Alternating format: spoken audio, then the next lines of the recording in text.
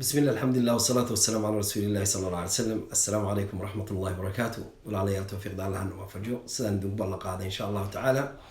إن نور بعض قال هذا أن جورك أيوه وحي كدم بيا سيدي لو لباني لها إن شاء الله تعالى لو قولي سنها أيانا اللي دوب الله قاعدة ساس درت دول عليال وحيدين شاقينا إنه جورك جريستي سنة سهل تهاي كبحستي سنة سهل تهاي كدقن كيسون هذاك مركا واحد أنا وان أركان arrintaas oo dhan guur marka la leeyahay ninka ragga ah isaga guursanaya gabadha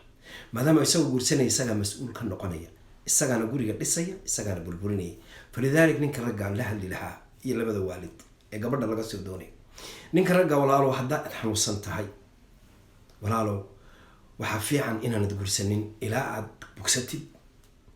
xanuunkan markaan sheegay waa xanuunka akhlaaqiga ixtiraam la'aantii gacan qaadkii maxaan kula caayda iyo waxyaalahaas haddaad xanuunsantahay walaalo xeerkaas ku gursan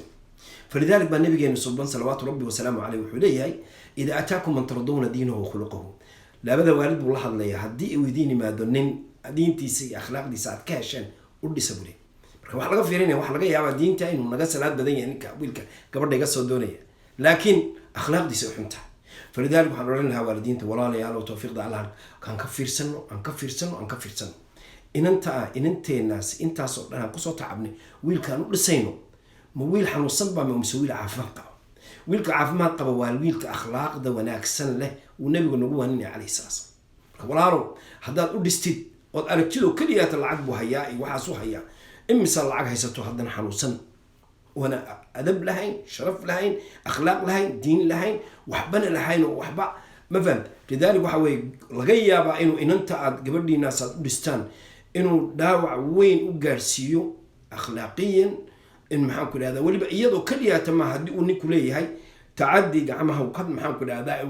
afariiq faraqa gacan qaad hadduu leeyahay hadduu carabkiisuna maxaan ku af dheer yahay haddii uu maxaan ku dhahdaa gabadha mar walba uu gumaadayo madaxa ka garaacayo haddii intaasoo cudura uu leeyahay walaalow adiguna ha isku guursanin laanna waad dhibaysaa iyadana waad dhibi doontaa jiilka ka dambe ku xigana awlaadana waad dhibi doontaa walaal waxaan ku odhan lahaa iska cilaaj